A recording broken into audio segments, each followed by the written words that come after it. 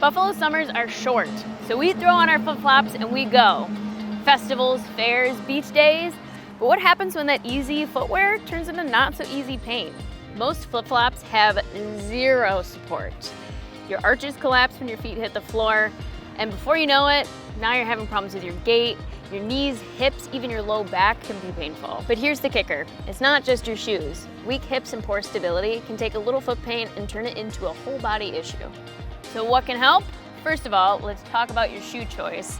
If you can find a sandal that actually has an arch support and straps, those are the best possible things you can put on your feet. They're not gonna fall off, less trip hazards, and they're gonna actually provide a little bit of support to that inner arch of your foot as you're walking. Also, we can do exercises to strengthen our feet. So something as simple as taking a towel, placing your foot onto the towel, and then working to try and curl your toes under and pull that towel towards you, strengthens the long muscles that live in our feet that help us grip to the earth and help us walk with a little bit better stability. The other thing that we should focus on is our hip stability. So all the muscles that surround our hip, our glutes, our hip flexors, we want to strengthen all those things. They're going to provide stability from the top down so that our knees end up in correct alignment in addition to our feet. So we're going to do a bridge today. We're going to lay down on the ground with our feet hip width apart. You're going to bring your heels in so that your fingertips can touch your heels, if that's okay. And then we're gonna keep our core in tight as we lift our hips up towards the ceiling, squeezing your butt at the top for 3 to 5 seconds, and then slowly bringing it back down.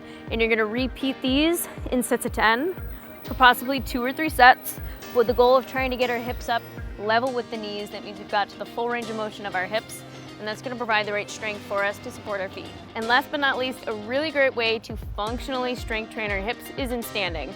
So if you need a little bit of support, you can stand in front of a countertop or a chair, but in either way, we're gonna be standing on a single leg, taking the opposite foot and trying to reach behind us as far as we comfortably can, letting your chest bow forward towards your hips. You actually sit into that standing glute and thigh, and coming up from there.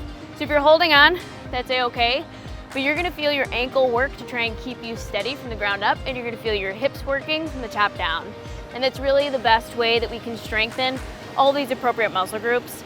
You're gonna do 10 repetitions going straight back on each leg for 2 to 3 sets of 10. Pain doesn't take the summer off, and neither do we.